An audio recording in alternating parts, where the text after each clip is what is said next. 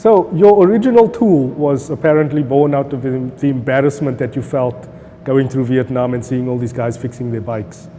Well, that was sort of the birth, that was sort of the seed for that eventually led to the Leatherman. But the actual need for the Leatherman came when my wife and I took a budget trip in Europe and bought a $300 used car in Amsterdam and started driving around and staying in inexpensive hotels. And the car needed fixing, the hotel plumbing needed fixing, and all I was carrying was a pocket knife. Yeah. And the pocket knife worked for slicing bread for dinner, but it didn't, I needed pliers. That was what led to the idea that became the Leatherman tool. What are the fundamentals of a Leatherman? Like what should you be looking for in every single Leatherman? Well, the key feature of a Leatherman is that you open it up and you get pliers. Yeah. Full size, full strength pliers. Not only regular needle nose pliers, but regular pliers and two kinds of wire cutters. And then most of the rest of the implements in our tool are more traditional that you can get in pocket knives. But you can get screwdrivers that are reversible, can and bottle opener and wire stripper, pair of scissors, eyeglass screwdriver, and a large screwdriver. And on the outside there's a saw, a file with diamonds on one side, and there's two blades. Okay. What do you make of the decline of DIY skills within modern men? It's disappointing in a way that so many things now are disposable. That you use it, and when it won't work anymore, you throw it away. Have you seen a little decline in Leatherman sales because of this new trend? Well, no, Leatherman sales haven't really declined. For the first 12 years, they went like this. For the next few years, they're more like this. DIY is a part of Leatherman's business, but also there's outdoors and what we call professional users, using the tool on the job. And I think that's not in decline at all. In fact, I would say that outdoor recreation is increasing as a worldwide trend as people's incomes go up and they embrace a new lifestyle. The warranty, the 25-year warranty, no questions asked, fix or return policy. How does that still apply to like this massive market that you have now? It still applies worldwide.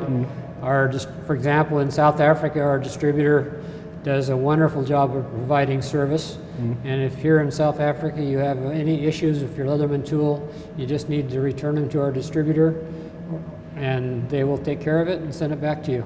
And then how is Leatherman embracing technology like going forward? Well, we are always looking at technology and always looking at what's relevant for people, what's relevant for the world in which we live.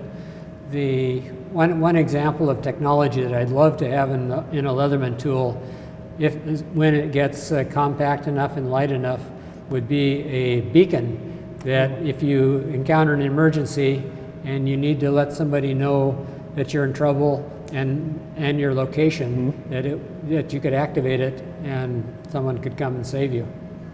So what's your favorite Leatherman? Like which one do you use personally? My favorite Leatherman is the Leatherman Charge. It's the deluxe version of our most popular tool, the Leatherman Wave.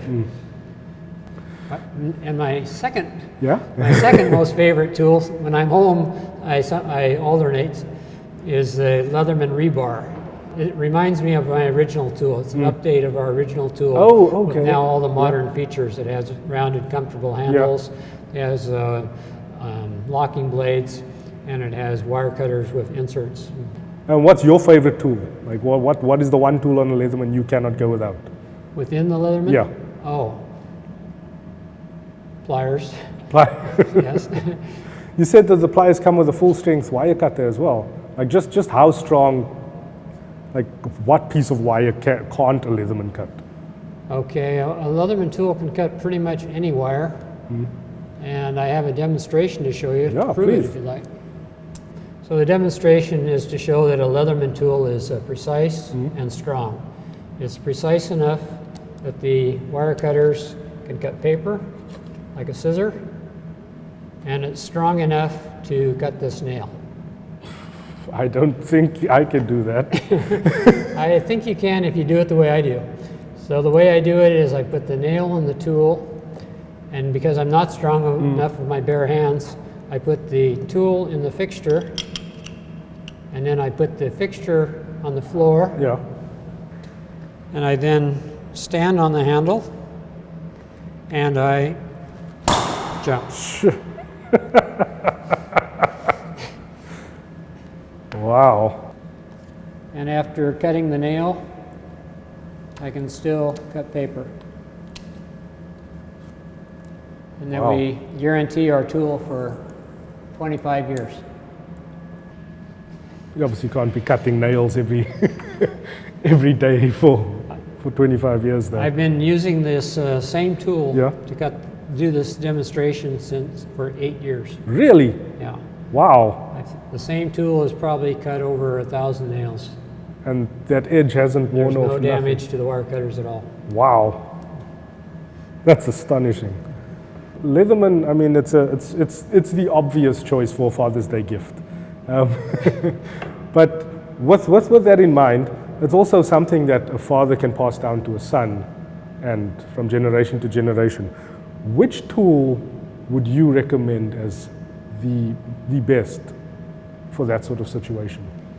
I really couldn't pick one because the father should be buying the tool that's most appropriate for his need. Okay. If he's a South African farmer, then they really need our biggest, strongest, most heavy-duty tools. They need a Surge or a Super Tool 300, and I'm sure his children would be happy to receive that as an heirloom. And if you're a city person and the Skeletal is the most appropriate tool for you, then you should be passing along the Skeletal. Thank you very much for coming down to Popular Mechanics. My pleasure. Happy to be here at Popular Mechanics. It's been fantastic. Cool.